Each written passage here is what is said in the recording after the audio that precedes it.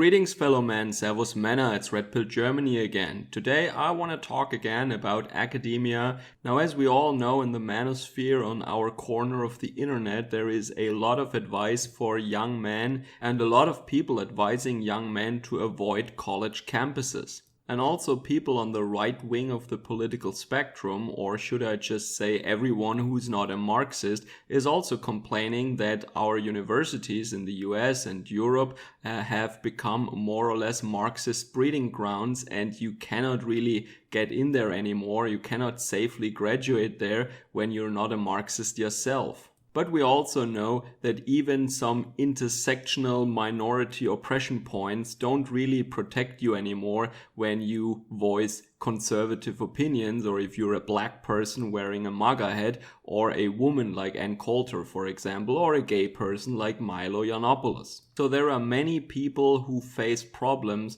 when they want to enroll in a university program, and many of them are advised to actually avoid it altogether and just get certified at computer programming, become a part of the gig economy, a one-man show, so to speak, or just go into the trades, become a welder, become an electrician. Now, they give this advice to young men or conservatives or whatever because the climate and the legal situation, especially in the United States, has become very toxic, very hostile towards us. And of course, avoiding college campuses would be a sure way to minimize those risks. It is pretty much like MGTOW advising men not to get married or have children. However, with college, I think it's a little different because you're there just for a limited amount of time, and once you have your degree and once you're out of there, you survived it safely. Now, with marriage and children and the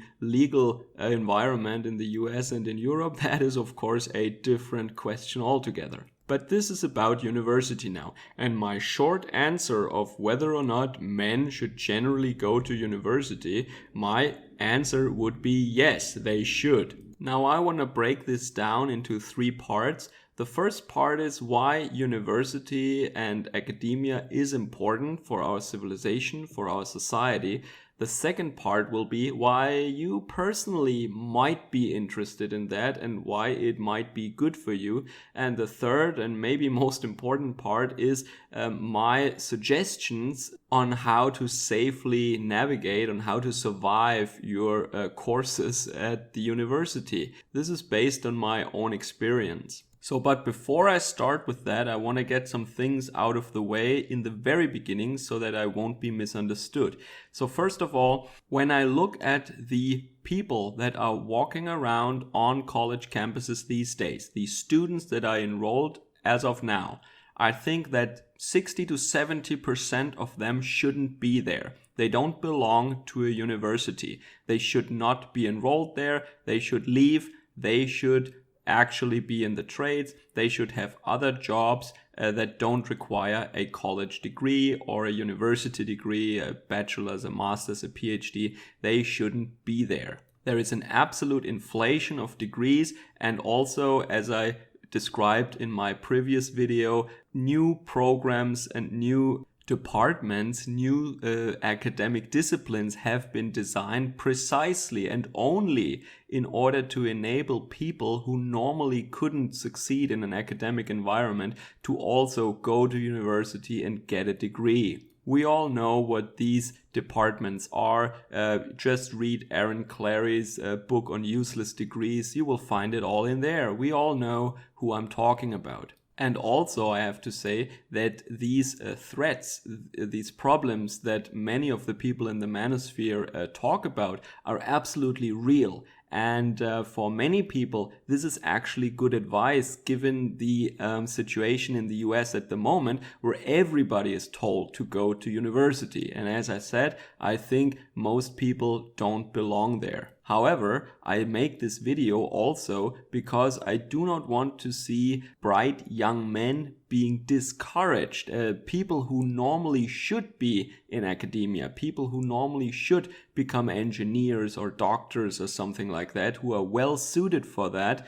It's kind of their calling, but they're just faced with all these problems on college campuses and all these hazards, and they become discouraged and then they don't do it. That would be bad.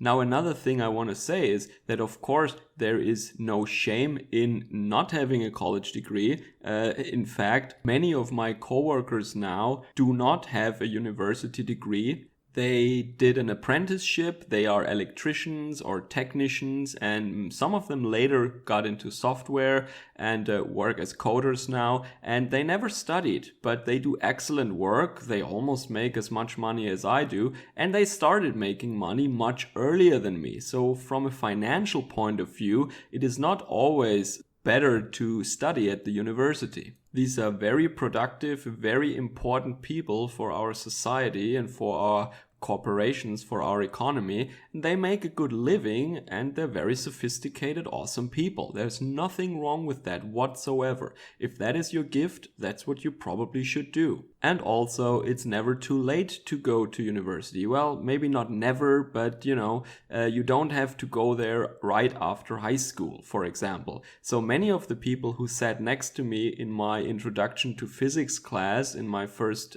semester at the university actually were a little older than me, somewhere in their 30s or 40s even, and they also started after school with an apprenticeship, and they were technicians, electricians, what have you. And now they are researchers in a research lab after graduating in physics.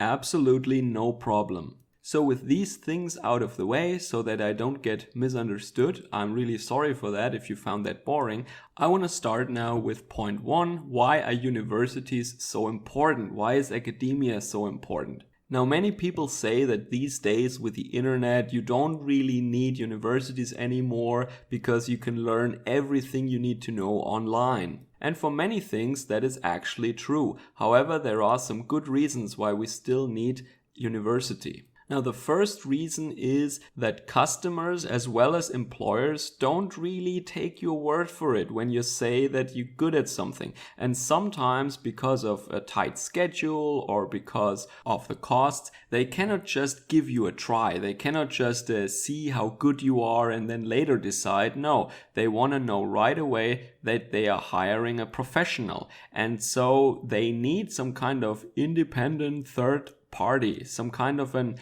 trusted authority on what is a competent worker or a competent service provider.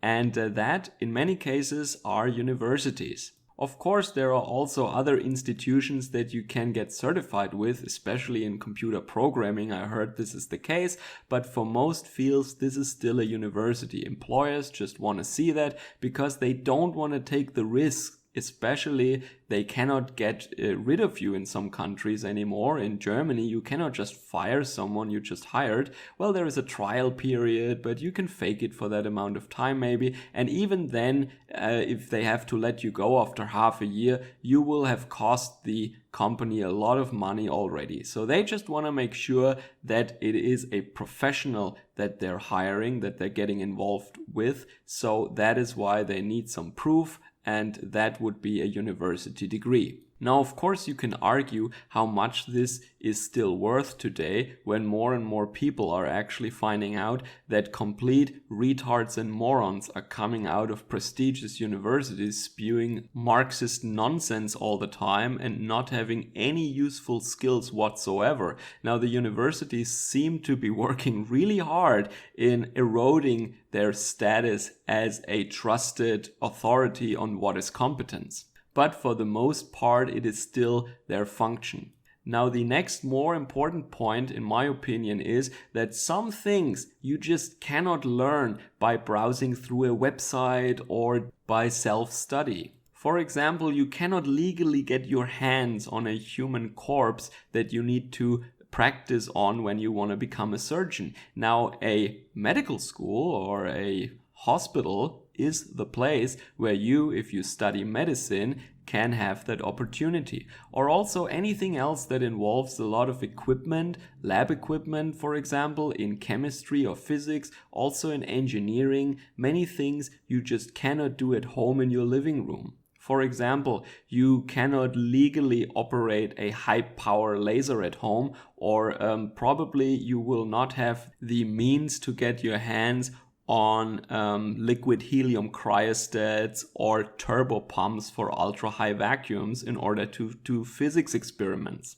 And especially in the hard sciences that involve experimental research, sure, you can read the Wikipedia article or even an expensive textbook on these experiments, but it belongs to the education of scientists. This is an integral part of it.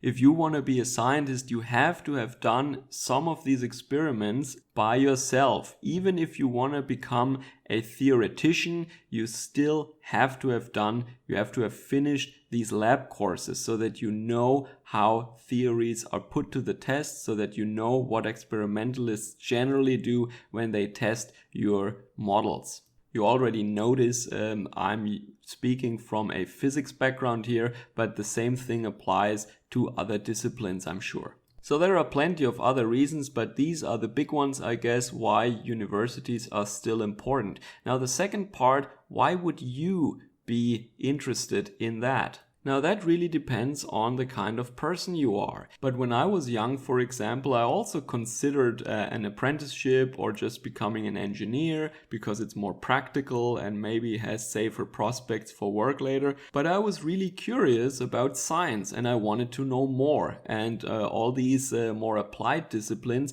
weren't rigorous and thorough enough for my taste. So I really wanted to study physics. And sometimes in life you have this calling and this is the thing you're passionate about, this is the thing you want to do, and then I would suggest that you do it also. Also financially, in many fields it actually pays off if you have a degree. Sure, in the beginning you make less money, you have to pay tuition and all that stuff, but over the course of your professional life, in many cases you can make up for it and even come out ahead.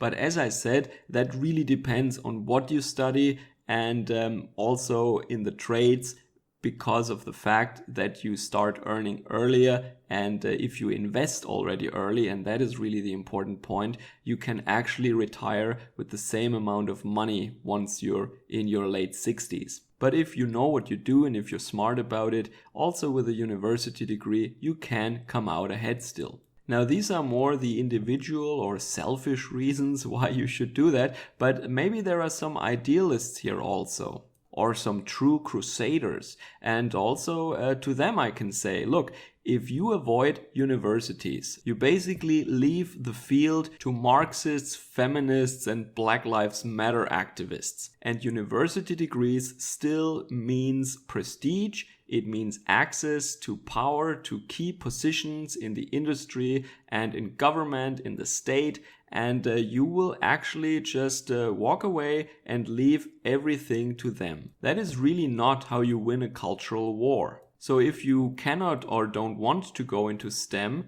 maybe law is a good thing to study. This is also how back in the 60s and 70s the Marxist infiltration started. It is law departments that are key in gaining influence and power in society. Of course, there it will be much more dangerous than in a STEM department. Which already brings me to the third part.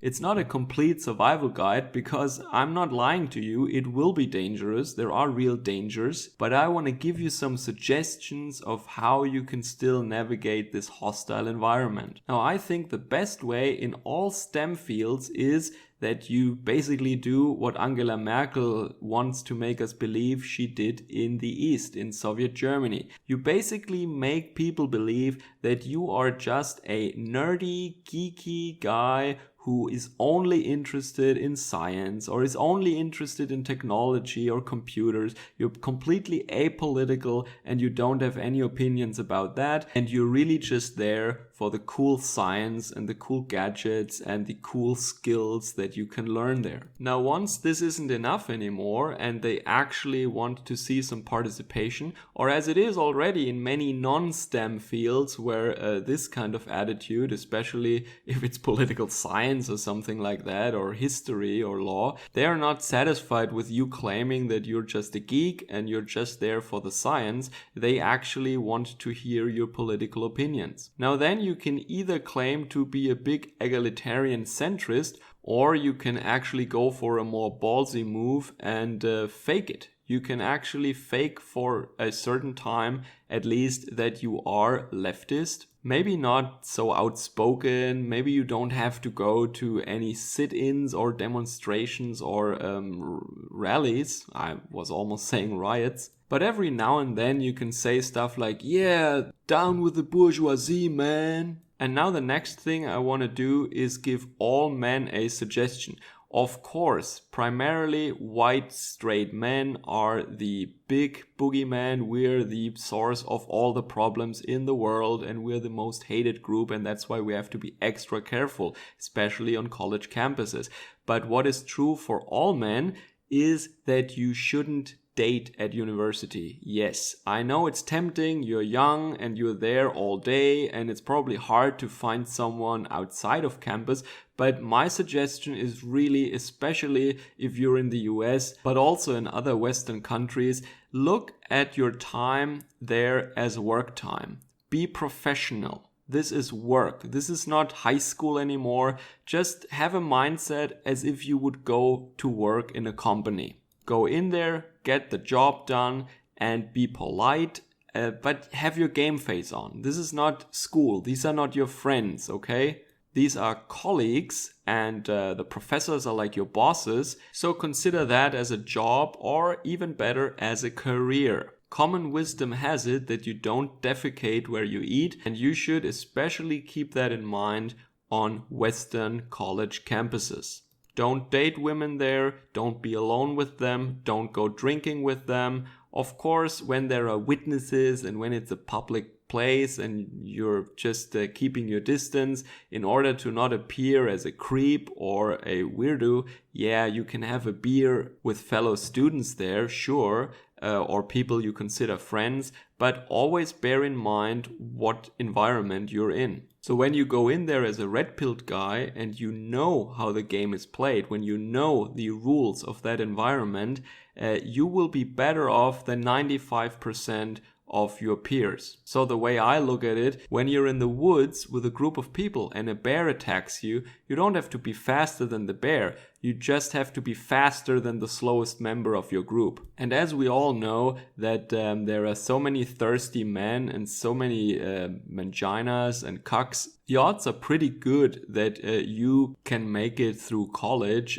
coming out with a degree and with no legal problems whatsoever. So to sum it up, despite of the fact that I think that 60 to 70% of students actually shouldn't be at the universities at all, they're not suited for it, they're not smart enough, I think or I fear that the justified warnings that young men receive from several voices or content producers from the manosphere or the alternative media might probably deter young smart men from going to college, from pursuing their careers and becoming really good scientists, engineers, lawyers, or doctors, or anything else that you actually should go to university for. It is not only that you do not gain access to some key positions in society or that you might miss out on a very high salary later on in life, you also start becoming frustrated or unsatisfied with where you're at in your life.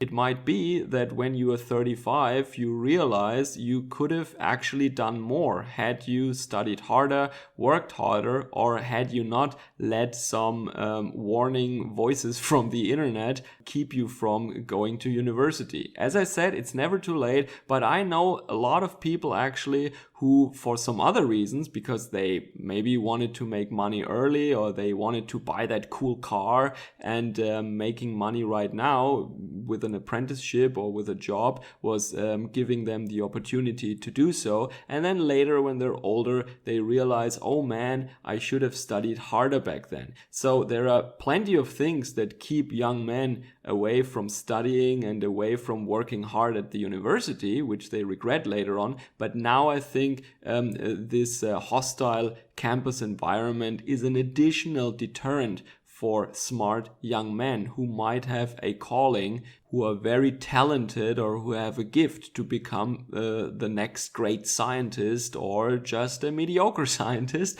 but who want to be a scientist or who want to be an engineer. And this is what makes them happy. And later on in life, they notice that and then they become frustrated. So this is just my analysis. This is my view on this issue. And really, every man must decide for himself what he wants to do. I just really wanted to point out that there is also a potential danger to the black pill when it comes to the situation of young men on college campuses. So maybe you can let me know in the comments how it is in your country, as always, and what you personally maybe think about that, what decisions you made in your life when you're an older guy, or if you're a younger guy who has to make this decision very soon. Enjoy the rest of your day. Servus, Kameraden.